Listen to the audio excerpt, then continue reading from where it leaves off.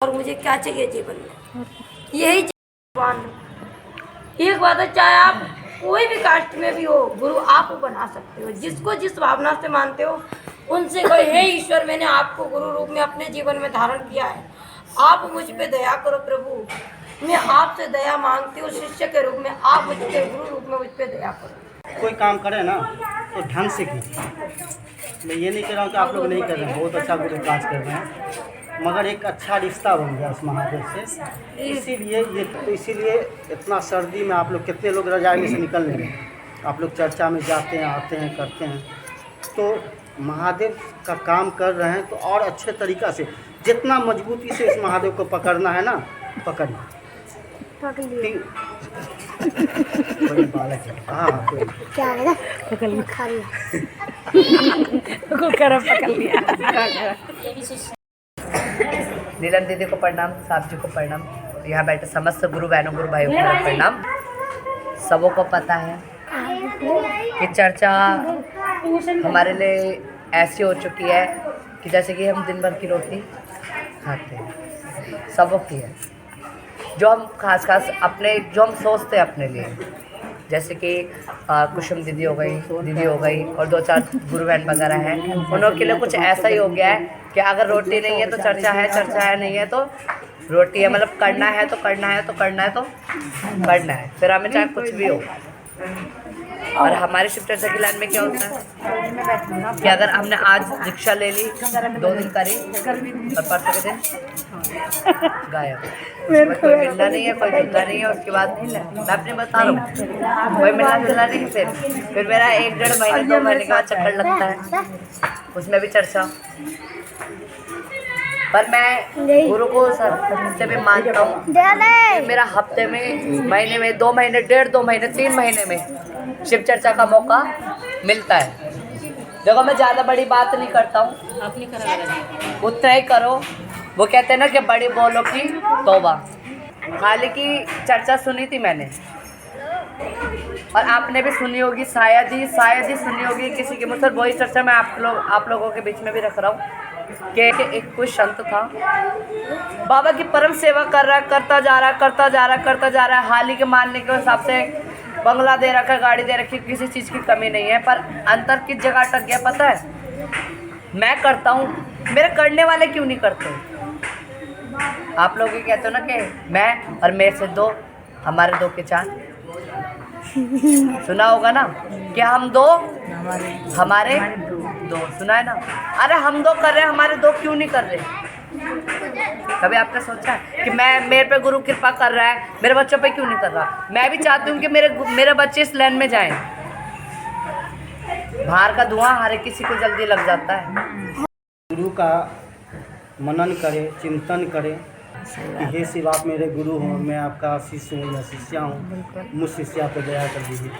हम अपना यहाँ से शिष्य भाव अर्पित कर रहे हैं, तभी धीरे धीरे आज नहीं कल नहीं तो एक दिन वो महादेव गुरु भाव हमारे लिए छोड़ेंगे कि हाँ हम महादेव से जुड़ गए, महादेव हमसे जुड़ गए। आप लोग देखते होंगे नौटंकी करता है, पहले क्या होता था कि लेडीज़ के भेष में जेंट्स अब वो इतना अच्छा एक्टिंग कर लेता था कि उसमें हाव भाव भी एक लेडी जैसा हो जाता था। ऐसा भी हम लोग करें ना तो महादेव की आसीम दया से उसका शिष्य हम लोग बन जाएंगे। शब्द आ जाता है कि जरा सी चली मलई की डोर, तेरी डगमग हो गई नाव, अभी तो कहता आकाश की झंझा बातें बाकी ये झंझा गाते रहती। अच्छा होगा कि हम अपनी उंगली इस महादेव को पकड़ा दें बहुत अच्छे तरीक़ा से। एक छोटा बालक को हम ले जाएंगे, अभी धीरे धीरे चलेगा तो उसको सिखाई देंगे, इसकी मम्मी वगैरह ऐसे चले ऐसे चलो, तो अच्छे तरीक़ा से ले जाएंगे। तो हम सबका एक उद्देश्य ये होना चाहिए, इस महादेव से अटूट रिश्ता बने। फिर देखिए ना, वो महादेव कहते हैं कि महादेव गृहस्थ जीवन की पराकाष्ठा है। हमारे आपके जीवन में कोई तरह का उलझन, क्योंकि धरती है, धरती का नियम तो सबको भोगना पड़ेगा, मगर उसमें से वो महादेव निकालते हुए ले चलेगा, तैरते हुए निकाल देगा। तैरते हुए मतलब क्या समझते हैं कि आपको टर्च भी नहीं होने देगा। होता है ना कि उतराव चढ़ाव हो, टर्च भी नहीं होने देगा। महादेव का दया का मतलब ये नहीं कि आपको खड़े रोटी बना दिया, आपको बिल्डिंग पर बिल्डिंग बना दिया। महादेव की दया, उनसे आया हुआ ज्ञान के अभाव से ही कुछ होता है। जहाँ ज्ञान नहीं है तो माँ को माँ नहीं समझता है, बाप को बाप नहीं समझता है। जहाँ ज्ञान आ जाएगा वो समझ जाएगा कि माँ बाप का भगवान से भी बड़ा दर्जा होता है। इसलिए ज्ञान की आवश्यकता हर घर में है। ज्ञान होगा, आप में ज्ञान होगा, आप अपने घर को ज्ञानी बना सकते हैं। आप तो इसीलिए महादेव से आया हुआ ज्ञान कुछ करे ना करे हम सभी का जीवन शिवमय कर देगा, सुखमय कर देगा, सुगंधित कर देगा, आनंदित कर देगा। इसीलिए हम लोग इसको पकड़ के चले। जैसे हम लोग के घर में आप जैसे ससुर होते हैं या बाबूजी होते हैं, दादाजी होते हैं, बाबा होते हैं, महादेव भी हम लोग का बुजुर्ग है। ग्रंथों में, शास्त्रों में भी कहा गया है कि अपने पितर को आप ठीक रखिए, सब कुछ ठीक रहेगा। वो हम लोग के पितर ही है। और साहब उसको क्या बोलते मालूम है? बुढ़ो, प्यार से। कभी उनको लगता था तो बोलते थे बुढ़ो लाज बची। वो अपने शब्द में बोलते थे। कई बार सुना गया मंचों से। तो हम लोग के वो परम पिता है, हम लोग माता पिता हैं, वो परम पिता है। इसीलिए उस महादेव से जुड़ते हुए अपने जीवन को चलाना है। महादेव का एक स्वरूप उमा महेश्वर भी है, जिसको माँ पार्वती भोले कहा जाता है। गृहस्थ जीवन की कहे ना पराकाष्ठा है, गृहस्थ जीवन ही स्टार्ट हुआ है उनसे। सब कुछ कीजिए और अच्छे से उस महादेव से हम सभी को। अब क्या होता है कि एक दूसरे को देख के ना बहुत कुछ सीखने को मिलता है, ठीक है। और महादेव की बात कीजिए, बात कीजिए। बात करने का मतलब ही चर्चा का है। जैसे आपके बेटी की शादी हो गया ना, तो एक ही बार कुछ नहीं करवाइएगा। आपके जो भी रिश्तेदार, भाई बहन, समाज, उनकी बातें करते कि हाँ सीमा का शादी करना है, क्या करना है, टेंट कहाँ से करना है, तब ना सोचते हैं, विचारते हैं, तब निकलता है। तो बेटी की शादी की चर्चा कहा जाता है। इसलिए महादेव की बात समझना है, करना है, सुनना है, तो महादेव की बात कीजिए। ये निवेदन है आप लोगों से। ये मत सोचिए कौन कितना अच्छा चर्चा कर लेता है। कोई अच्छा चर्चा नहीं करता है, कोई खराब भी नहीं करता है।